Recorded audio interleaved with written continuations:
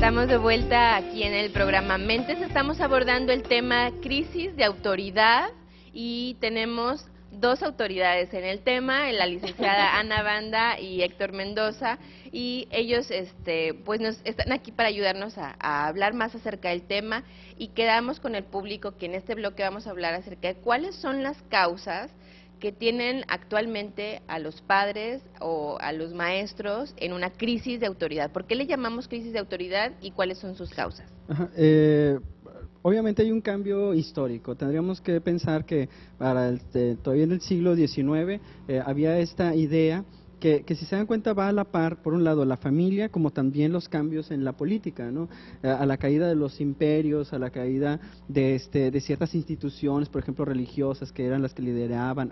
En ese tipo de cuestionamiento que se da, también va cambiando la forma en cómo el jefe de familia va a ejercer su poder. Aquí solo, digo, sin entrar en tantos detalles históricos, pero hagamos el ejercicio mental de recordar cómo fueron educados nuestros padres, nuestros abuelos, en relación a cómo tratar a los hijos, ¿no?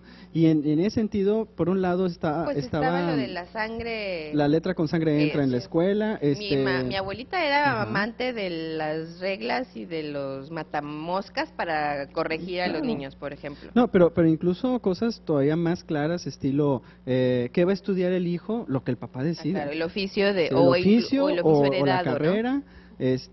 El matrimonio, o sea, todo ese tipo de cuestiones en relación a las elecciones de vida que ahora consideramos, antes eran dictadas por el padre, ¿no? Al igual de una serie de reglas sociales muy estrictas, y donde alguien se salía de ese cierto tipo de norma, estaba bien visto el uso de la fuerza, ¿no? El abuso de la fuerza. Actualmente, me parece especialmente cuando eran pequeños, ¿no? Especialmente cuando eran pequeños, pero también me parece que en la vida adulta, ¿no? En el sentido de que siempre debía haber un respeto por el mayor, constante, claro. Como un respeto con hasta con miedo, ¿no? Respeto, miedo, y sobre todo esta idea de es incuestionable. Por eso el gran rompimiento social, me parece, lo podemos ubicar en los 60s, ¿no? Esta gran revuelta incluso social, esta gran protesta de los jóvenes, ¿no? Del mayo de 68 en Francia, y que repercute en todo el mundo, en donde el lema principal es prohibido prohibir, ¿no? Entonces, ahí hay un nuevo tipo de conciencia, hay una nueva forma de ver la vida, los derechos de los niños, la función de los padres, el derecho de la mujer en equidad y en igualdad. Entonces, ahí se empieza a dar un cambio, y ahí es donde entra la crisis. Pero esta crisis me parece que, de cierta manera, aunque duele y aunque es complicada y aunque nos presenta muchos malestares, es una buena crisis, porque los padres actuales, aunque vivimos muchas dificultades, mínimo todo el tiempo tenemos que estar pensando que es conveniente esto, exactamente, ¿no? O sea, preguntarme mi rol y no solamente aceptarlo, así es, así debe ser y ya, ¿no? Que exactamente tenemos un problema al respecto en el consultorio. ¿Por qué? Porque constantemente hay preguntas muy objetivas y muy básicas de, bueno, a ver, mi niño tiene problemas de esto, dime qué tengo que hacer. Dime cuál es la recomendación para la crianza, para la escuela, primero la tarea y luego tal, y es muy importante contextualizar, así como lo mencionaba Héctor, y que contextualizar sea una conciencia de decir, bueno, ¿en dónde estoy inmerso? ¿Qué está pasando con mi hijo? ¿Qué está pasando conmigo? ¿Por qué? Porque también aquí va una parte que no nos agrada entender o escuchar muchas veces, que es la parte de que cada niño tiene un temperamento particular. Cada niño, cada hijo tiene un desarrollo que va paulatinamente teniendo ciertos grados de dificultad, ciertas necesidades emocionales, que no le podemos dar la misma educación o la misma forma de ejercer la autoridad a un niño de 2 años que a un niño de 6. Que fíjate que, digo, aunque estoy totalmente de acuerdo contigo, yo creo que esas millones de excepciones o millones de depende de, le deja al papá o al maestro muy abierto, ¿no? El panorama. Exacto. Sin embargo, sí se puede ubicar. ¿Cómo? El ubicar es el poder tener las variantes básicas, de decir, bueno, la conciencia de saber por qué puede estar pasando esto, y a partir de ahí ver qué se necesita. Y el que se necesita me va a ubicar en ver qué es lo que yo puedo hacer. ¿Necesitará el niño tolerar más la frustración? ¿Necesitará poder entender que la situación no se puede dar ahorita por ciertas cosas? ¿Necesitará aprender a compartir de una forma más empática? Es que precisamente ahí habla acerca de que el papá necesita mucho más información de la que necesitaba en épocas anteriores. O sea, necesita formarse o acercarse a alguien. O sea, ya no es pues por sí mismo, autodecretado, no sé, por gracia divina o, Pero ¿no? anteriormente también había referentes. El problema es que anteriormente había pocos referentes y muy sólidos, ¿no? Entonces, ¿cómo trato a este? Pues como me trataron a mí inmediatamente, ¿no? Sí, si lo Eh, quieres lo corriges. El problema es cuando ahora, hay una crisis, cuando ahora se dice, bueno, ese modelo ya no, tiene que ser un nuevo modelo, ¿no? Y crea la pregunta así básica, bueno, entonces, ¿cómo? ¿No? Y cuando ahorita comentabas esto de que hay mucha información, sí, y podríamos decir que lo bueno de Internet es de que hay mucha información, lo malo de Internet es que hay mucha información, o sea, Claro. en el sentido de que hay tantas opiniones, y yo quisiera transmitir una idea. Tal vez lo complicado de estas opiniones es cuando se vuelven trágicas, cuando se vuelven, y si le haces esto al niño, entonces lo vas a traumar de Lo por vas a vida. traumar. Ese tipo de efectos me parece que es lo complicado, porque con el miedo no se pueden tomar buenas decisiones. Claro. ¿No? También otro aspecto. Perdón. Antes Sí, de sí. que pases a otra cosa, con el miedo no se pueden tomar buenas decisiones, pero también con el miedo no se puede educar para que el niño crezca. Seguro, Exactamente. o O sea, transmitirle seguridad Exacto, simplemente, entonces ¿no? tanto el Ajá. papá necesita cierta seguridad Claro. de no tener tanto miedo de estarlo traumando, De que sentirse seguro de su definitivamente, autoría, ¿no? ajá, que definitivamente el tener miedo a lastimar a los hijos es una de las razones por las cuales hay crisis de autoridad, Ujú. pero tampoco el otro extremo en que antes estaba, ¿no? De que utilizar el temor como medio de control. Creo que son dos aspectos que están entrelazados. Por un lado, el temor de dañar a los hijos, este temor de lastimar a los hijos, y que incluso en otra información que tenemos ahí, es también el de cómo asumir ese lugar. Por ejemplo, ahí tratar de mostrar cariño a los hijos confundiéndolo con no ejercer la autoridad. Ese es como a manera de efecto frente al temor. Es que ¿no? definitivamente creo que las generaciones que actualmente son papás a lo mejor sufrieron por la falta de afecto expresado por sus Exactamente. padres. Eso Sí. lo vemos bien seguido y es una real preocupación de no querer repetir el vivir en sus hijos sus propias problemáticas y de pronto nos encontramos papás que compensan en sus hijos sus propias dificultades. ¿Sabes qué? Conozco casos personales y de clínica que, Ujú. ¿sabes Claro. qué? A mí no me dieron muchos abrazos y unos te quiero, yo sí se los voy a dar mucho a mis hijos. A mí no me festejaron mis cumpleaños, yo sí se los voy a festejar en O grande. yo no me sentí querida porque X y en ese rubro en particular creo que es donde debo de expresar el afecto. O ¿no? incluso también, disculpe que lo ponga así, pero incluso a lo mejor alguien puede sentir, pues yo siento que tuve una infancia bonita, digo, mis papás sí cometieron algunos errores, pero estuvo relativamente bien, y de repente puede venir una carga de información diciendo, no te diste cuenta, pero viviste violencia, eso fue, entonces fueron entonces, sí es Te empiezas cierto. a traumar cuando no estabas Entonces traumado. también es cierto que no solo es mi propia experiencia vivida, sino también me parece que hay una ideología actual de una Hiperpaternalidad es sí, lo que están llamando, ¿no? hiperangustia, una angustia desbordante y sobre todo culpabilizante y simultáneamente que idealiza una cierta función paterno-materna que no existe.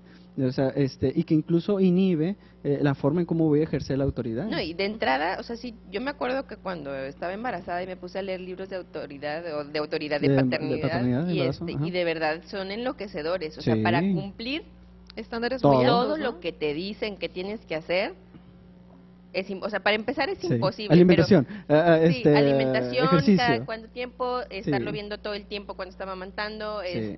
Le canta, no le canta, ¿no? darle de comer al mismo tiempo, y luego tienes las contradicciones que Sí. a No, libre demanda, para no a nada. libre demanda, amor, no amor, que conozca varios idiomas desde chiquito porque es cuando el desarrollo cerebral está listo, Ujú.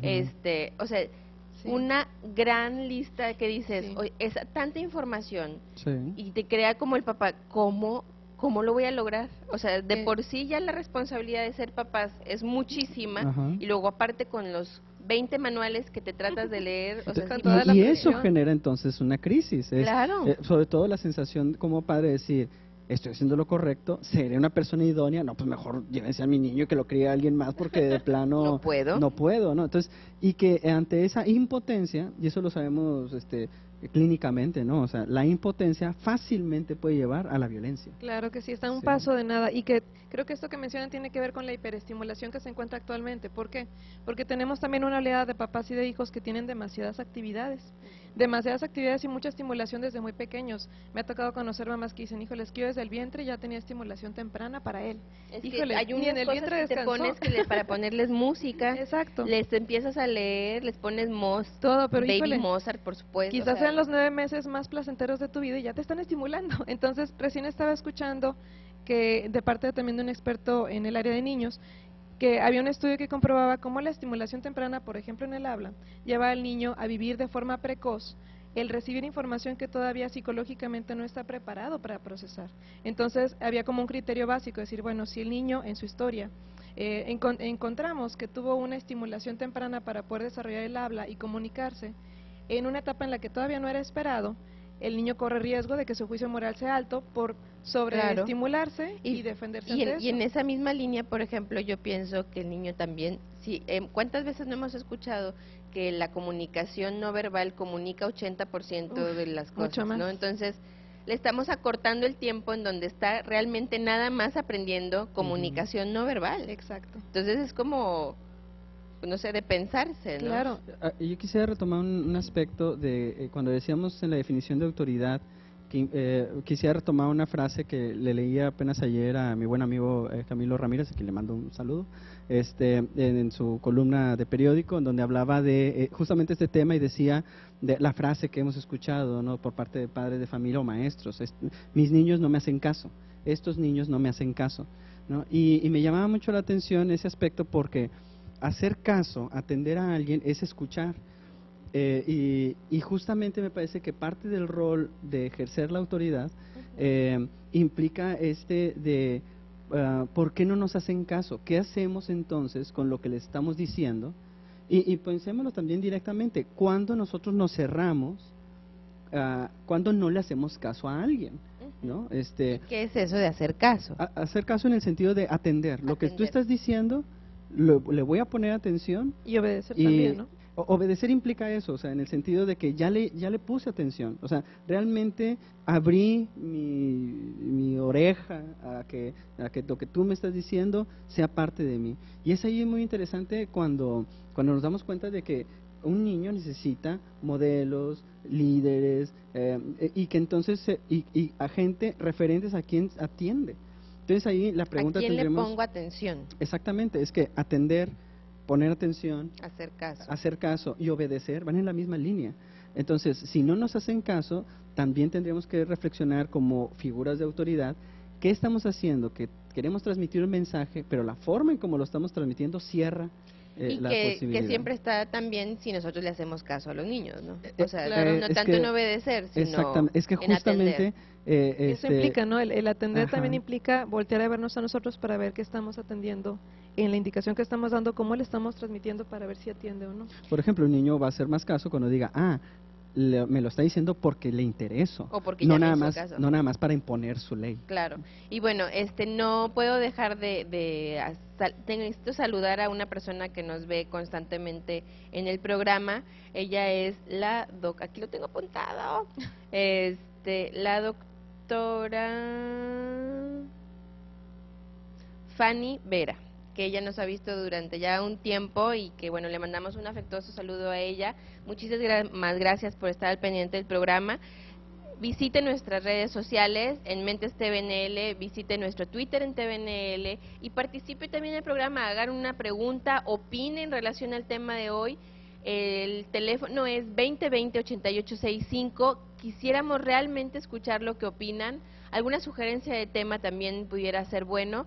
Y bueno, al fin de cuentas, el programa lo hacemos para ustedes. En el siguiente bloque vamos a estar hablando acerca de cómo es la crisis de autoridad, pero ahora específicamente en casa, con los papás. Y posteriormente vamos a ir abordando los maestros, pero en el próximo bloque, aunque ya hemos ido mencionando algunas cosas, vamos a hablar acerca de cómo es la crisis de autoridad en casa. Quédese con nosotros y regresamos después de una breve pausa.